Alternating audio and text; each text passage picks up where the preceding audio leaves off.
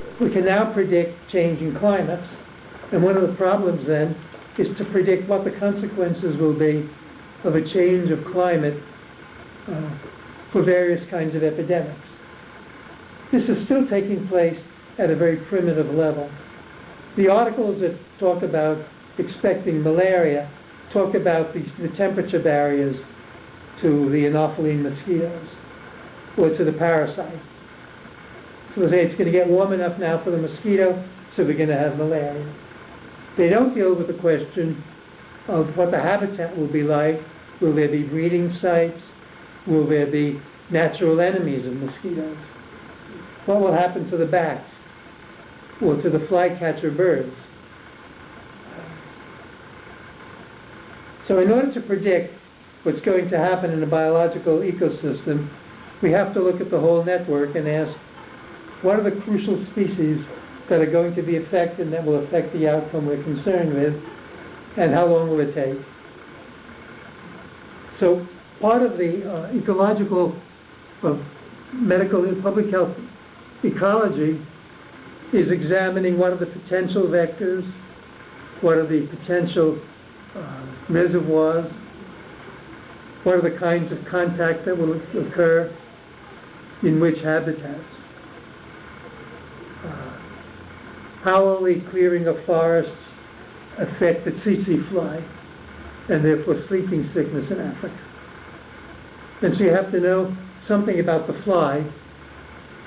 For instance, tsetse flies are not very tolerant of temperature, of high temperature. They like to stay in the shade. So if forests are cleared, the tsetse are driven out of the forest, and they'll go into the banana plantations, the coffee plantations, where they can get their shade. So that changes the pattern of exposure. So you need, whenever there's a development project initiated by any ministry, you need to bring in the other ministries to ask, what else will this project do? And obviously this is a hard thing to do, where there are jealousies among ministries, where there are networks of corruption, where there are narrowly focused beliefs. The clinicians will be thinking about malaria. They're not going to be thinking about flycatchers.